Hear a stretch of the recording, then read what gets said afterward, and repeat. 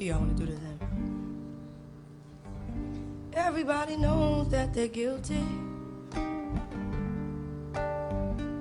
Everybody knows that they lied. Everybody knows that they're guilty. Resting on their conscience, eating their inside. It's freedom. Said it's freedom time now. It's freedom. Said it's freedom time now. Time to get free. Oh, give the steps up now. It's freedom. Said it's freedom time. Yo, there's a war in the mind. It's a feeling of despair. You don't understand what it means to us. You can choose any day to walk out of the struggle. What does it mean when even the oxygen is suffocating you? For black and brown lives to truly matter. Who do we run to when we are attacked by the system? The same system that has taught us to legitimize. The same system that has taught us to lust our oppressors. The same system that has sold us a false perception of love. The academy was not designed to love us.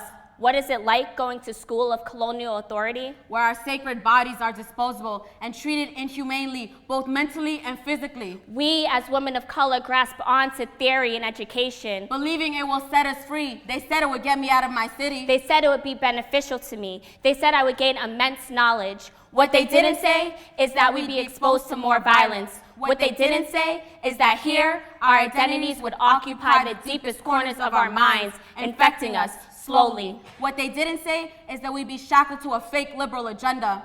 We were promised something that was inherently not for us. Violence amongst us was inevitable, being forced into an institution that was not designed to love us. What they didn't say is that we'd be forced to find our own spaces of healing. And we did. We forgave and we organized. Through our creation of Women of Color in Solidarity, we are healing. This is our space.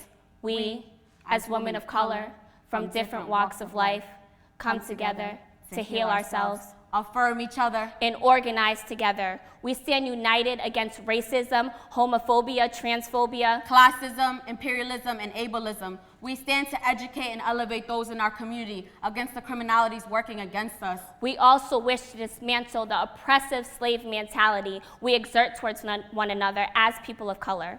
Because every class would feel like a fight. Every author would feel like an enemy. Every talk would feel like a fabrication of reality. Every scream would get trapped in our throats to only be heard by familiar ears. The pain to remain the same outweighed the pain to change. I see that this time period will bring on a revolution, and it's contagious, like hot coals. One ignites the next, and the next, and the next. When you get tired enough is when you begin to sacrifice everything inside of you. The fear just leaves. Michael Brown's body is still in the middle of the street after that 18-year-old was shot by a police officer. It was there for hours, uncovered, and a crowd, and you'll see them gather around and they'll start to respond to police there. We have to warn you that there's a chance that you'll find this video and the audio very disturbing, but we think it's important that you see it. We're not going to speak over it. We want you to hear it and understand what's happening here.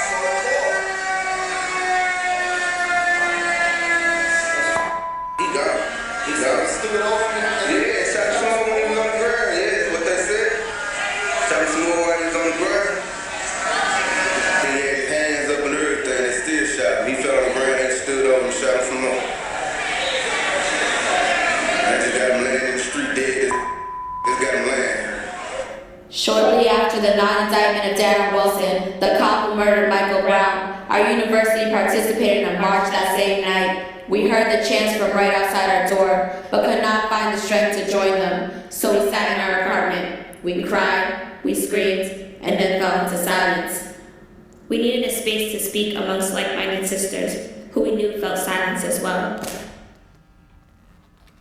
Why women of color? Women of color coming together in our community struggle is often seen as the epitome of unity. But you see, this unity is often short-lived, and once that honeymoon stage is over, we're often left tormented with internalized fighting and unaddressed conflicts. Internalized racism, cross-racial hostilities are some of the demons preventing us from a unified sisterhood. Why do we need new radical spaces of loving for women of color? Journers reminds us that we need places for marginalized people to come together through ongoing dialogue to forge trusting relationships. Women of Color in Solidarity provides this space. We created this movement to help women of color who have been silenced in past and present reclaim their voices and stories. This space is a space where you do not have to separate your identity. It is a space that is very inclusive. What do we mean to heal? Healing is the ability to deconstruct the way in which I analyze and perceive things. So when I walk into a classroom and I'm automatically on defense mode, I know that's coming from somewhere. It's coming from 500 plus years of unaddressed colonization and slavery. It's coming from the fact that I cannot enjoy the luxury of feeling safe despite the fact that I'm a majority in the world, because I know I'm a minority navigating through America. Healing is, despite all these iniquities, I'm still able to rise and love. Healing is happening to all of my senses, knowing where I am at the exact moment, but more importantly, being able to articulate that emotion. Because you see, before I didn't have the language for it. The English language does not provide enough words for my reality. It's very limiting. It has multiple barriers. How is it that we had to navigate our oppressor's language, but he has not thought to navigate mine? But that's really because I'm still trying to create my own. And when we speak, we are afraid. Our words will not be heard nor welcomed. But when we are silent, we are still afraid. So it is better to speak, remembering we were never meant to survive. We can't heal until we are able to articulate our realities in a way that we can communicate across like-minded sisters. Women of color stems from love and not hatred. Oftentimes, people misinterpret our love for women of color as being anti-white women, but it is not. We need to relearn to love one another. We need to relearn what our mothers taught us, that it takes a whole village to raise a child. To love is to grieve for ourselves, to encounter truth. To love is to abandon your easy way of life so that the oppressed might have a human life. To love is the unique form of human life. So ask yourself, if you live, if you know the profound joy of friendship, of fraternity, of trust, and of justice, what is holding us back? Fear. And a lot of people just don't want to be victims anymore. Because we've been victimized forever. You see, in our communities, victimization is often seen as a sign of weakness, and it's very stigmatized. We should start replacing that word with something like survivor.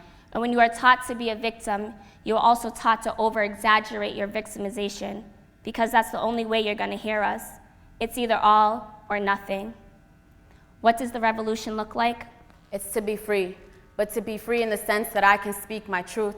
The mothers detained in the Texas camps can speak their truths. My Palestinian sisters can speak their truths. My mother crossing that border can speak her truth without having to fear any type of fear of repercussion for doing so. That's what the revolution looks like. But the revolution will also be extended to men, not just women, and those who do not feel like they fit into either of those categories. That's what the revolution looks like. It's being able to speak without fear, because fear is an impediment and it will crawl into your skin and take over your whole body. It will find its way to resurface unless you confront it. But you see, silence also speaks volumes. There's a reason why there's a wave of silence going on throughout our communities. How is it that we all got stories to tell, but some of us are choosing to stay silent? People are literally dying from their silence. Think about how much emotion is being stored up inside of you that you create all these different types of diseases. Violence has disguised itself within the institutions. Think about it. They know what they're doing. You keep us silent and we will slowly die. It's not a theory. Theory implies that it can be proven wrong. Like when you create a hypothesis, you're testing whether something is factual or not. Our realities are not theories.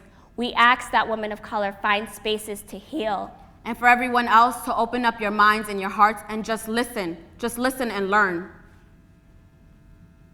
Don't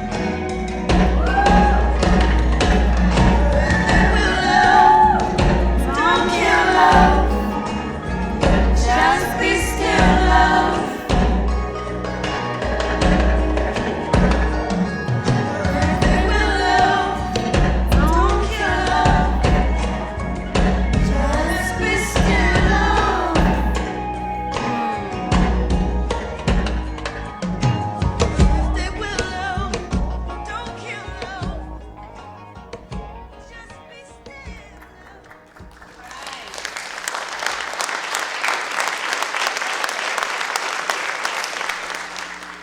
Revolution, just like repatriation, must first take place in the mind and the heart. Okay? When you revolutionize, you have a revolutionary way of thinking. Believe it or not, selflessness is revolutionary because it's the hardest and most challenging thing to be. Is to be a person who considers righteousness over oneself. That's revolutionary. And when we see these revolutionaries manifesting themselves throughout history, they were able to do that because they were able to prioritize what needed to be done over what benefited them first and foremost. Because, and not that it didn't benefit them, but it benefited a higher portion, a higher part of themselves as opposed to their limited flesh experience. But they saw the importance and the value in sowing to the spiritual part of man, to the eternal part of man, as opposed to the temporary part of man.